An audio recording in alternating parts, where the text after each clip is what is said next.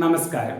Calicut university FYUGP രണ്ടാം semester BSc വിദ്യാർത്ഥികളുടെ AC Malayalam, വിനിമയ മലയാളവും ശാസ്ത്രരചനയും എന്ന പേപ്പറിലെ വിമർശനാത്മക രചന നടത്താനുള്ള കവിത വേണുഗോപാലിന്റെ രണ്ട് കുഞ്ഞുങ്ങൾ. ആ കവിതയാണ് നമ്മൾ ഈ ക്ലാസ്സിൽ ചർച്ച ചെയ്യാൻ പോകുന്നത്. അതായത് സിലബസിൽ ഇത് കൊടുത്തേക്കുന്നത് ഈ കവിത വായിച്ച് നിങ്ങൾ വിമർശനാത്മക രചന നടത്തണം എന്നാണ്, കുട്ടികൾ സംഘപ്രവർത്തനമായിട്ട് ചെയ്യണം എന്നുള്ളതാണ്. അപ്പം കവിതയിലേക്ക് പോകുന്നതിന് മുമ്പേ നിങ്ങൾക്ക് ഈ ചാനൽ ഒന്ന് പറ്റുമെങ്കിൽ ഒന്ന് സബ്സ്ക്രൈബ് ചെയ്യുക. അതുപോലെ തന്നെ പിന്നെ നിങ്ങൾക്ക് ഇതിന്റെ നോട്ട്സും കാര്യങ്ങളും വേണമെങ്കിൽ താഴെ കമന്റ് ബോക്സിൽ കൊടുത്തിരിക്കുന്ന ലിങ്കിലൂടെ ഗ്രൂപ്പിലേക്ക് ജോയിൻ ചെയ്തോളൂ കേട്ടോ. അപ്പൊ ഈ വേണുഗോപാലിന്റെ രണ്ട് കുഞ്ഞുങ്ങൾ എന്ന് പറയുന്ന ഈ കവിത, രണ്ട് കുഞ്ഞുങ്ങൾ, ഒരുപാട് അർത്ഥതലങ്ങളിലേക്ക് പോകുന്ന രണ്ട് കുഞ്ഞുങ്ങളാണ്. ഞാൻ ആഗ്രഹിക്കുന്നത് ഈ കവിത ഞാനിവിടെ രണ്ട് വട്ടം വായിക്കാൻ പോവാണ്. ഒന്നാമത്തെ വട്ടം വായിക്കുമ്പോൾ സർഫസിലൂടെയുള്ള വായന നമുക്ക് നോക്കാം. അതായത് ഈ കവിതയുടെ ഉപരിതലത്തിലൂടെ വായിച്ചു പോകാം. എന്താ ഇതിൽ പറയുന്നത് വെച്ചാൽ അതുപോലെ. അതാണ് ഒന്നാമത്തെ വായന ഞാൻ ഉദ്ദേശിക്കുന്നത്. ഈ രണ്ടാമത്തെ വായന നമുക്ക് കുറച്ചുകൂടി അപഗ്രഥനാത്മകമായിട്ട് വായിക്കാം. നമുക്ക് ഈ സിലബസിൽ തന്നെ അപഗ്രഥന വായന പഠിക്കാനുണ്ടല്ലോ, അപ്പോൾ അങ്ങനെ വായിക്കാം. അപ്പോൾ ഒന്നാമത്തെ വായനയിൽ ജസ്റ്റ് എന്താ പറയുന്നതെന്ന് മാത്രം പഠിക്കാം, വേഗം കഴിയും, കുറച്ചേ ഉള്ളൂ. ദെൻ നമുക്ക് ഡീറ്റെയിൽ ആയിട്ട് വായിക്കാം. അപ്പോൾ കവിത തുടങ്ങുന്നത് തന്നെ ഇങ്ങനെയാണ്. ഇപ്പൊ മിനിയാന്ന്, ഇന്ന്, അങ്ങനെയൊക്കെ നടക്കുന്ന സംഭവങ്ങളായിട്ടാണ്. അപ്പൊ ആദ്യം മിനിയാന്ന്. ചെമ്മൺ കുന്നിനെ മണ്ണുമാന്തികൾ വാരിക്കീറി കോരിയെടുത്തു. ചെമ്മൺ കുന്നിനെ മണ്ണുമാന്തികൾ JCBകൾ വാരിക്കീറി കോരിയെടുത്തു.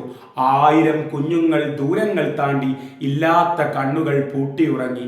അപ്പൊ ചെമ്മൺ കുന്നിനെ മണ്ണുമാന്തികൾ ഇങ്ങനെ കോരിയെടുക്കുന്ന സമയത്ത് അവിടെ 1000 കുഞ്ഞുങ്ങൾ എങ്ങോട്ടില്ലാമോ പോയി കളയുന്നു, ദൂരങ്ങൾ താണ്ടുന്നു. കാരണം അവരുടെ ആവാസ സ്ഥലത്തെയാണ് മണ്ണുമാന്തികൾ എന്ത് ചെയ്യുന്നത്, തകിടം മറിച്ച് കളഞ്ഞിരിക്കുന്നത്. അപ്പൊ അവരെങ്ങോട്ടോ പോയിട്ട് കണ്ണുകൾ നഷ്ടപ്പെട്ട് ഇല്ലാത്ത കണ്ണുകൾ പൂട്ടിയുറങ്ങുകയാണ്. ആ 1000 കുഞ്ഞുങ്ങളിൽ ആരൊക്കെ ഉണ്ടാവാം? പാമ്പുകൾ ഉണ്ടാവാം, മറ്റ് ജീവികൾ ഉണ്ടാവാം, യുരകങ്ങളും കാര്യങ്ങളും ഒക്കെ ഉണ്ടാവാം, പക്ഷികൾ ഉണ്ടാകാം, ഒക്കെ ഉണ്ടാവാം. അപ്പൊ 1000 കുഞ്ഞുങ്ങൾ എങ്ങോട്ടെന്നില്ലാതെ യാത്ര ആയി. അവരുടെ ആവാസ വ്യവസ്ഥയാണ് നമ്മൾ JCB കൊണ്ട് നശിപ്പിച്ചിരിക്കുന്നത്. ഇല്ലാത്ത കണ്ണുകൂട്ടി അവർ ഉറങ്ങി. കവിത മറ്റൊരു ലൈനിലേക്ക് പോവാണ്. ഇന്ന് രാവിലെ, ഇത് മിനിയാന്ന് നടന്ന സംഭവം കേട്ടോ. ഇന്ന് രാവിലെ അപ്പുവിന് ഇഷ്ടമല്ലെങ്കിലും മണി 6 അപ്പോൾ സ്കൂളിൽ പോകാൻ മടിച്ചിരിക്കുന്ന ഒരു കുട്ടിയിലേക്ക് നമ്മൾ എത്തി. അപ്പുവിന് ഇഷ്ടമല്ലെങ്കിലും മണി 6 വെറുപ്പാണെങ്കിലും അമ്മ പുതപ്പ് മാറ്റി. വിശപ്പില്ലെങ്കിലും ഇഡ്ഡലി തിന്നു. ഞാനിത് വായിച്ചു പോകുമ്പോൾ ഇതിൽ നിന്ന് എന്തെങ്കിലും ആഴത്തിലുള്ള അർത്ഥം കിട്ടുന്നുണ്ടോ നിങ്ങൾ മനസ്സിലവിടെ വെച്ചോ കേട്ടോ. വീഡിയോയുടെ അവസാനം ഞാൻ പറയാം.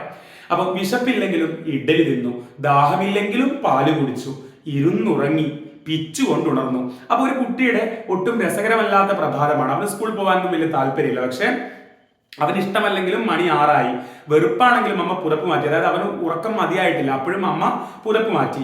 വിശപ്പില്ല അവന്, എന്നാലും ഇഡ്ഡലി തിന്നു. ദാഹമില്ല അവന്, എന്നാലും പാല് കുടിച്ചു.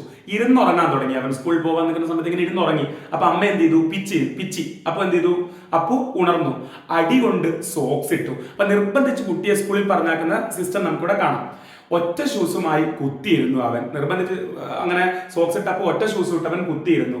മുറ്റത്ത് പടിയുടെ അടിയിൽ നിന്നും അമ്മ കണ്ടെത്തിയ മറ്റേതും കുത്തിത്തിരുകി. മറ്റേ ഷൂസ് പടിയുടെ അടിയിലായിരുന്നു ഉണ്ടായിരുന്നത്, അതും കുത്തിത്തിരുകി. വേഷം കെട്ടി 1ാം ക്ലാസ്സിന്റെ പഞ്ചായത്ത് കൂടാൻ വരാന്തയിൽ വാനിന് കാത്തു നിന്നു. അപ്പൊ സ്കൂളിലേക്ക് പോകാൻ ഒരുങ്ങിയതാണ്. 1ാം ക്ലാസ്സിലാണ് അപ്പു പഠിക്കുന്നത്. വാനിന് കാത്തു നിന്നു. ഷൂസ് ഊരാൻ വീണ്ടും ശ്രമിച്ചു. അവന് ഷൂസ് വേണ്ട, ഷൂസ് ഊരാൻ അവൻ വീണ്ടും ശ്രമിച്ചു. അടി കൊണ്ട് നിവർന്നു നിന്നു. അമ്മ അവനെ അടിച്ചു. സ്കൂളിൽ പോകുമ്പോൾ ഷൂസ് ഇടണ്ടേ? അമ്മ അവനെ അടിച്ചു. അടി കൊണ്ട് അവൻ നിവർന്നു നിന്നു. ഷൂസ് ഊരിയില്ല. പാഞ്ഞെത്തിയ വാനിന്റെ ഹോണ് കേട്ട് അമ്മയെ നോക്കി തേങ്ങൽ ഒതുക്കി. വാന് വന്നപ്പോ അവന് കരച്ചിൽ വരുന്നുണ്ട് അപ്പുവിന്. അമ്മയെ നോക്കിയിട്ട് ആ തേങ്ങലങ്ങ് ഒതുക്കി. അപ്പു യാത്രയായി. സ്കൂളിലേക്ക് പോവാണ്. ഇത് വായിച്ചു പോകുമ്പോൾ എനിക്ക് എവിടെ നോക്കിയോ ഭയങ്കര വിഷമം വരും. അങ്ങോട്ട് എത്തുമ്പോൾ നിങ്ങൾക്ക് മനസ്സിലാവും. ഇന്ന് സ്കൂൾ വഴിയിൽ സംഭവിച്ച കാര്യമാണ്. വാനിനുള്ളിൽ ഞെരുങ്ങി അപ്പുവും കൂട്ടരും ഇരിക്കുകയാണ്. വാനിനുള്ളിൽ ചില്ലിലൂടെ പായുന്ന ദൃശ്യങ്ങൾക്കുമേൽ, ചില്ലിലൂടെ പായുന്ന വഴിയോര കാഴ്ചകൾക്കുമേൽ മഴ പെയ്തപ്പോൾ അപ്പുവിന്റെ കണ്ണുനീർ. അവൻ ഇഷ്ടമില്ലാണ്ട് പറഞ്ഞതല്ലേ, വേറെന്തോ കാരണം ഉണ്ടോ നോക്കാം. ഷൂസ് ഊരാൻ മറ്റൊരു ശ്രമം.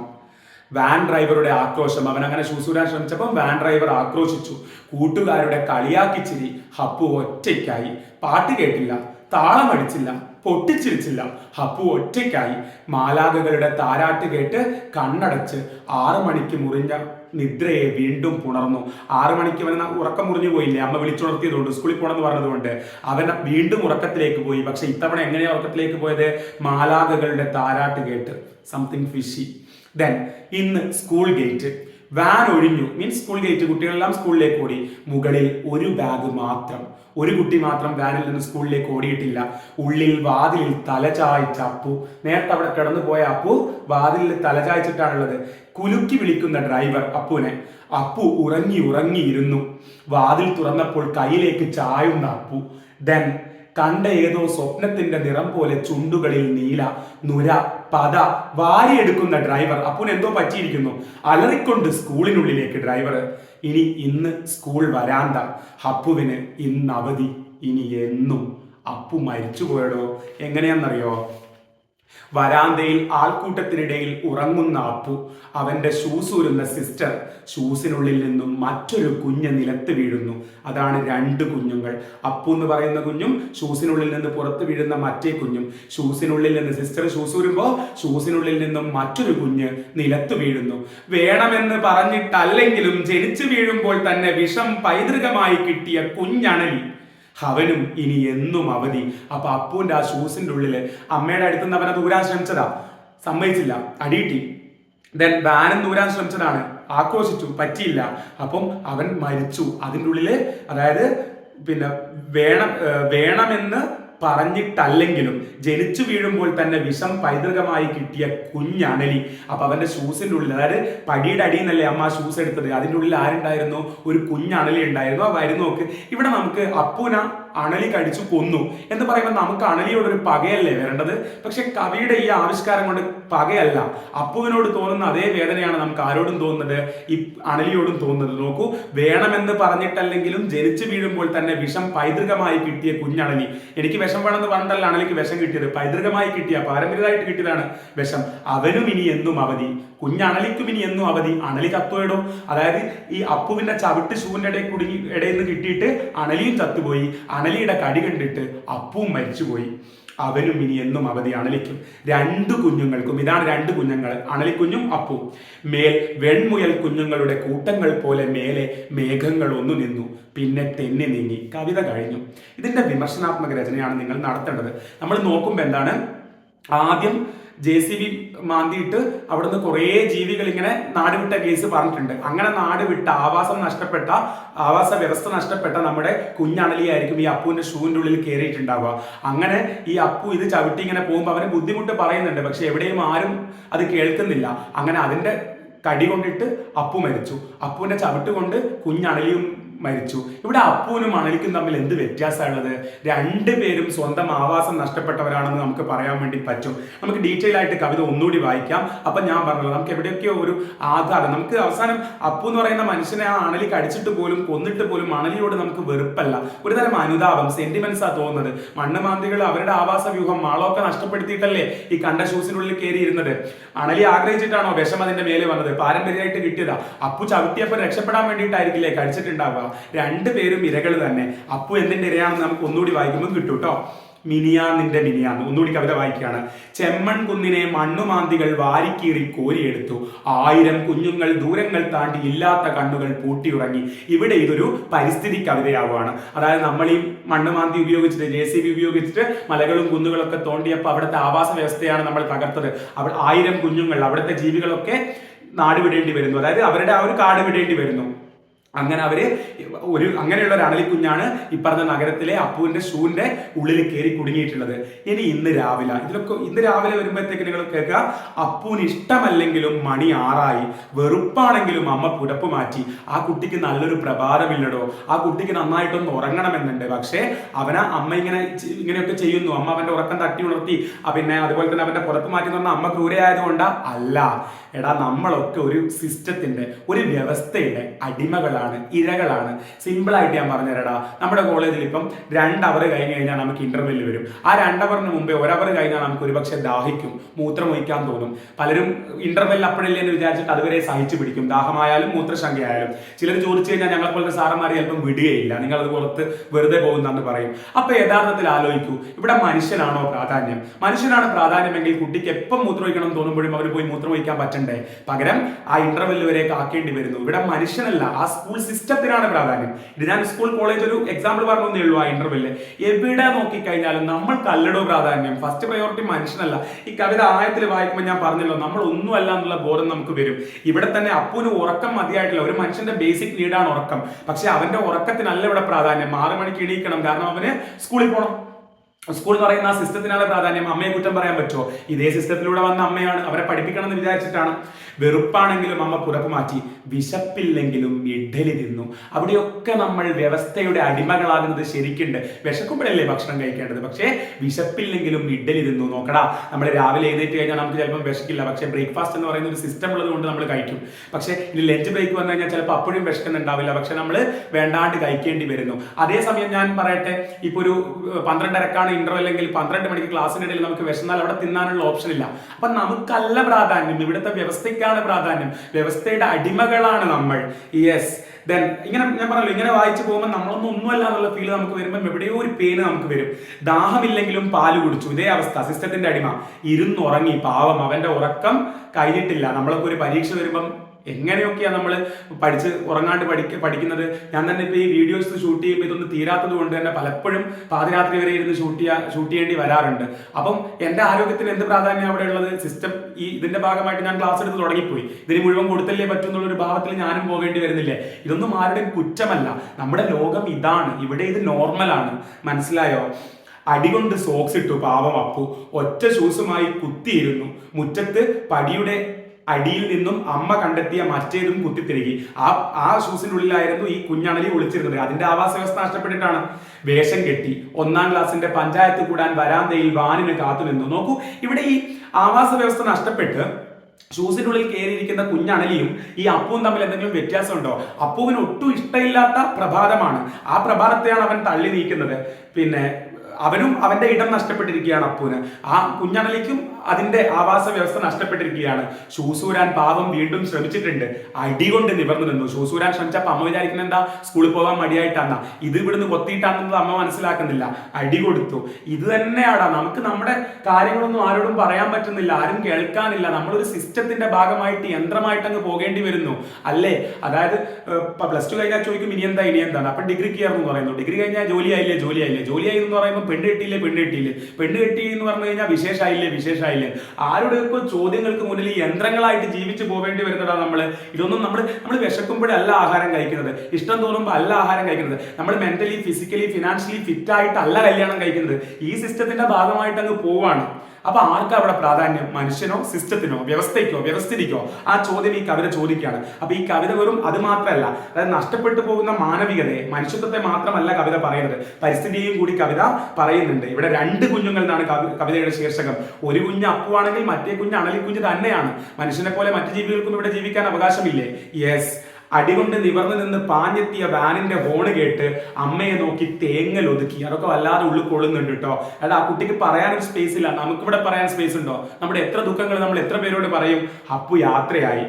ഇന്ന് സ്കൂൾ വഴിയിലാണ്. പിന്നെ വഴിയിലാണെങ്കിലോ വാനിനുള്ളിൽ ഞെങ്ങി ഞെരുങ്ങി, അവിടെ തന്നെ ഉണ്ട്, ഉൾക്കൊള്ളിക്കാൻ പറ്റുന്നതിനേക്കാളും കൂടുതൽ കുട്ടികളെ ഞെങ്ങി ഞെരുങ്ങി അപ്പുവും കൂട്ടരും. അപ്പൊ ആ പാവം കുട്ടിക്ക് ഒന്നും മിണ്ടാനാവാതെ പാമ്പിന്റെ കടിയാകൊണ്ടിരിക്കുന്ന ഷൂവിൽ നിന്ന് ചില്ലിലൂടെ പായുന്ന ദൃശ്യങ്ങൾക്ക് മേൽ മഴ പെയ്തപ്പോൾ അപ്പുവിന്റെ കണ്ണുനീർ. പറയാനൊന്നും കേൾക്കാനൊന്നും ആരുമില്ല. ഷൂസ് ഊരാൻ പിന്നെയും ശ്രമിച്ചു പാവം. അപ്പം വാൻ ഡ്രൈവറുടെ ആക്രോശം. ഏതെല്ലാമോ സിസ്റ്റത്തിലാണ് നമ്മൾ ജീവിച്ചു പോകുന്നത്, ആരെയൊക്കെയോ ഭയന്ന്. കൂട്ടുകാരുടെ കളിയാക്കി ചിരി. അപ്പു ഒറ്റയ്ക്കായി. പാട്ട് കേട്ടില്ല, താളമടിച്ചില്ല, പൊട്ടിച്ചിരിച്ചില്ല. അപ്പു ഒറ്റയ്ക്കായി. മാലാഗമങ്ങളുടെ താരാട്ട് കേട്ട് കണ്ണടച്ച് 6 മണിക്ക് മുറിഞ്ഞ നിദ്രയെ വീണ്ടും പുണർന്നു. അവിടെ മരിച്ചു എന്നുള്ളത് നമുക്ക് കിട്ടുന്നുണ്ട്. ഇന്ന് സ്കൂൾ ഗേറ്റ്, വാൻ ഒഴിഞ്ഞു, മുകളിൽ ഒരു ബാഗ് മാത്രം, ഉള്ളിൽ വാതിലിൽ തല ചായ്ച്ച അപ്പു മരിച്ചു പോയിട്ടുണ്ട്. കുലുക്കി വിളിക്കുന്ന ഡ്രൈവർ. അപ്പു ഉറങ്ങിയിരുന്നു. വാതിൽ തുറന്നപ്പോൾ കയ്യിലേക്ക് ചായുന്ന അപ്പു. കണ്ടേതോ സ്വപ്നത്തിന്റെ നിറം പോലെ ചുണ്ടുകളിൽ നീല, നുര, പത എടുക്കുന്ന ഡ്രൈവർ അലറിക്കൊണ്ട് സ്കൂളിനുള്ളിലേക്ക് പോവാണ്. അയ്യോ, ഈ കുട്ടിക്ക് എന്തോ പറ്റിയെന്ന് പറഞ്ഞിട്ട്. കണ്ടോ, ആ ജീവൻ പോകുന്നത് വരെ കാക്കേണ്ടി വന്നില്ലേ? ഈ ഡ്രൈവറെയും കുറ്റം പറയാൻ പറ്റുമോ? ഇല്ല. എല്ലാ കുട്ടികളും ബസ് ഇതേപോലെ ഷൂവും ഇങ്ങനെ ഊരി എറിഞ്ഞു കഴിഞ്ഞാൽ സ്കൂളിലേക്ക് എത്തുമ്പോൾ അവിടെ നിന്ന് ചോദിക്കില്ല ഇതെന്താ കുട്ടികൾ ഇങ്ങനെ എന്നുള്ളത്. ആരെയും കുറ്റപ്പെടുത്താൻ കൊടുക്കാൻ പറ്റില്ലടാ. നമ്മളൊക്കെ ഈ സിസ്റ്റത്തിന്റെ വ്യവസ്ഥിതികളുടെ അടിമകളാണ്. ഞാൻ നേരത്തെ പറഞ്ഞല്ലോ, നമ്മളൊരു ഭക്ഷണം കഴിക്കുന്നത് പോലും നമ്മുടെ ഇഷ്ടത്തിനല്ല. എല്ലാവരും പറയുന്നു ഇന്നേ നാട്ടിൽ ഇതുപോലൊരു ഫുഡ് ഐറ്റം ഉണ്ട്, വളരെ ഹിറ്റ് ആയിക്കുന്ന കുറെ ബ്ലോഗർമാർ പറയുന്നു. അപ്പൊ നമ്മൾ അവിടെ പോയിട്ട് അടിപൊളി എന്ന് പറയാൻ നിർബന്ധിതരാകാണ്. ശരിക്കും മനസ്സിന് ഇഷ്ടപ്പെട്ടൊന്നുമല്ല. ഒരു സിനിമ, ആ സിനിമ എല്ലാവരും നല്ലതാന്ന് പറയുമ്പോൾ നമ്മളും പോയി കണ്ടിട്ട് വെരി ഗുഡ് എന്ന് പറയാണ്. ആ സിസ്റ്റത്തിന്റെ ഭാഗവും നമ്മളാകുന്നു. അല്ലാതെ എല്ലാവരും നല്ലത് പറഞ്ഞൊരു സിനിമയ്ക്ക് കണ്ടിട്ട് ഇഷ്ടപ്പെട്ടിട്ടില്ല, അപ്പം റിയൽ റിവ്യൂ പറയാൻ എത്ര ആൾക്ക് പറ്റാറുണ്ട്?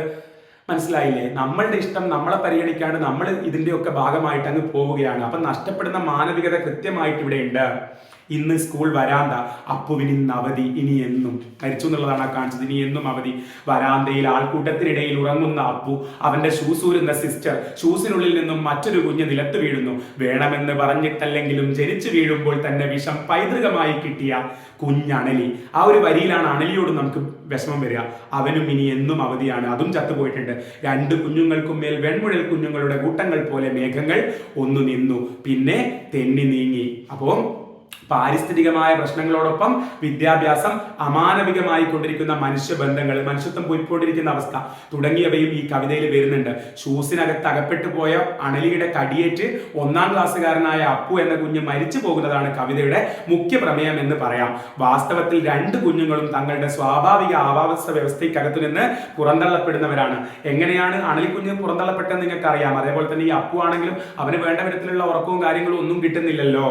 ഇനി മനുഷ്യനൊരു യന്ത്രമാകുന്നതിന്റെ കമ്പോള യുക്തികൾക്ക് ഇരയാകുന്ന മനുഷ്യ കുഞ്ഞാണ് ഈ കവിതയിലെ അപ്പു. നമ്മൾ യന്ത്രമായി പോകുന്നു അല്ലെ? ആരോടൊക്കെയോ ചോദിക്കുന്ന ചോദ്യത്തിന് ഉത്തരം കൊടുക്കാനാണ് നമ്മൾ ജീവിക്കുന്നത്. എന്തായി, ജോലി കിട്ടിയോ, കല്യാണം കഴിച്ചോ, കുട്ടികളായോ? ഈ ചോദ്യത്തിന് ഉത്തരം കൊടുക്കാനാണ് നമ്മൾ യന്ത്രങ്ങളായിട്ട് ജീവിക്കുന്നത്. നമ്മളെ കണ്ടെത്തുന്നുണ്ടോ മക്കളെ? അതിനെക്കുറിച്ച് നിങ്ങൾ ആലോചിക്കണം ഈ ക്ലാസ് കഴിയുമ്പോൾ. മിനിയാന്ന് മുതൽ ഇന്ന് വരെയുള്ള കാലമാണ് കവിതയിലെ കാലം. മിനിയാന്ന് എന്ന ഭൂതകാലത്തിൽ നിന്ന് ഇന്ന് എന്ന വർത്തമാന കാലത്തിലേക്ക് എത്തുമ്പോൾ നമ്മുടെ പ്രകൃതിക്കും വിദ്യാഭ്യാസത്തിനും സംഭവിച്ച വലിയ യാന്ത്രിക മാറ്റത്തെയാണ് കവിത അഭിസംബോധന ചെയ്യുന്നത്. മണ്ണുമാന്തികളുടെ യന്ത്ര കൈകൾ കോരിയെടുത്ത ചെമ്മൺ കുന്നിൽ നിന്ന് പുറത്തായ 1000 കുഞ്ഞുങ്ങളെ കുറിച്ച് പറഞ്ഞുകൊണ്ടാണ് നമ്മുടെ കവിത ആരംഭിക്കുന്നത്. ഈ 1000 കുഞ്ഞുങ്ങളിൽ ഉരകങ്ങളും ഇതര ജീവജാലങ്ങളും സൂക്ഷ്മജീവികളും ഉണ്ടാവാം. അവയ്ക്ക് കണ്ണുകൾ നഷ്ടപ്പെടുന്നു, ആവാസ ലോകമില്ലാതാകുന്നു, അവ എങ്ങോട്ടെന്നില്ലാതെ പലായനം ചെയ്യേണ്ടി വരുന്നു, പുതിയ വീടുകൾ തേടി യാത്ര ചെയ്യേണ്ടി വരുന്നു.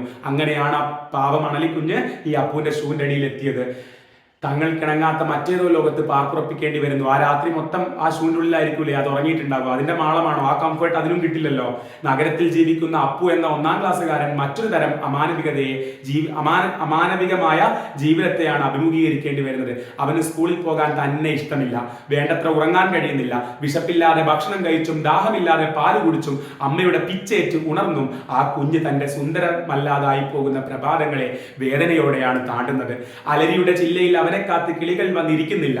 അവരുടെ ഭാഷ അവൻ അറിയില്ല. തലേ നൂരിയെറിഞ്ഞ ഷൂസ് അമ്മയുടെ അടിയേറ്റ് പാദങ്ങളിലേക്ക് തള്ളിക്കയറ്റി സ്കൂൾ വാനും കാത്തു നിൽക്കുകയാണ് അപ്പു. ഷൂസിനകത്ത് ഞെരിഞ്ഞമരുന്ന അണലിക്കുഞ്ഞ് പ്രാണഭയത്താൽ അവനെ കടിക്കുന്നു. പക്ഷെ അത് പറയാൻ പോലും അവന് കഴിയുന്നില്ല. അവന്റെ പ്രതികരണങ്ങൾക്കോ ശിശുസഹജമായ വാശിക്കോ ഒരു പ്രസക്തിയുമില്ല. ആരും കേൾക്കുന്നില്ല. ഒരു വ്യവസ്ഥയുടെ, സിസ്റ്റത്തിന്റെ ഇരയായി മാറുകയാണ് അപ്പു എന്ന കുഞ്ഞ്. വാസ്തവത്തിൽ മാളം നഷ്ടപ്പെട്ട അണലിക്കുഞ്ഞും വ്യവസ്ഥയുടെ ഇര തന്നെയല്ലേ? യെസ്. 2 കുഞ്ഞുങ്ങൾ എന്ന കവിതാ ശീർഷകത്തെ 2 ഇരകൾ എന്ന് മാറ്റി എഴുതിയാലും കുഴപ്പമില്ലാന്ന് ഇവിടെ നിരീക്ഷിക്കുമ്പോൾ അതെ, 2 പേരും ഇരകളാണ്, അണലിക്കുഞ്ഞും അപ്പുവും. ഓക്കെ, ദെൻ യാന്ത്രികമായി ജീവിക്കേണ്ടി വരുന്നവരായി മനുഷ്യർ മാറുന്ന അവസ്ഥ. വിശപ്പില്ലെങ്കിലും ഇഡലി നിന്ന് ദാഹമില്ലെങ്കിലും പാല് കുടിച്ച അപ്പുവിന്റെ പ്രഭാതങ്ങൾ വേദനാജനകരമാകുന്നു. വാനിനകത്തും അപ്പു ഒറ്റയ്ക്കാകുന്നു. വാൻ ഡ്രൈവറുടെ ആഘോഷങ്ങൾക്കും കൂട്ടുകാരുടെ കളിയാക്കിച്ചിരികൾക്കും ഇടയിൽ അവന് ശബ്ദമില്ലാതാകുന്നു. വാസ്തവത്തിൽ ആ അണലിക്കുഞ്ഞും അവനും തമ്മിൽ എന്താണ് വ്യത്യാസം? സ്വാഭാവിക ജീവിത അന്തരീക്ഷത്തിൽ നിന്ന് 2 പേരും പുറത്താക്കപ്പെടുന്നു. അണലി പുറത്തായത് എങ്ങനെയാണെന്ന് നിങ്ങൾക്കറിയാം. കേൾക്കാൻ ആളില്ലാതെ അപ്പുവും പുറത്താക്കപ്പെടുന്നു. അപ്പോൾ എന്താ പറയാ, വരാന്തയിൽ ആൾക്കൂട്ടത്തിനിടയിൽ ഉറങ്ങുന്ന അപ്പു, അതുപോലെ തന്നെ ഈ അണലിക്കുഞ്ഞ് വ്യൂ ഒക്കെ ചെയ്യുമ്പം നമ്മുടെ മനസ്സിനത് വല്ലാണ്ട് പൊള്ളിക്കുന്നുണ്ട് എന്നുള്ളതാണ്. പരിഷ്കൃത ലോകം, ഈ ആധുനിക ലോകം അനാഥരാക്കിയ കുഞ്ഞുങ്ങളുടെ കവിതയാണ് ശരിക്കും 2 കുഞ്ഞുങ്ങൾ എന്ന് പറഞ്ഞ് നമുക്ക് അവസാനിപ്പിക്കാം. മനസ്സിലായിട്ടുണ്ടാവും വിചാരിക്കുന്നു. നിങ്ങൾ വിമർശനാത്മക രചന നടത്തുക. അടുത്ത ക്ലാസ്സിൽ വീണ്ടും കാണാം. ഈ ചാനൽ ഒന്ന് സബ്സ്ക്രൈബ് ചെയ്യുക. അപ്പോൾ താങ്ക് യു.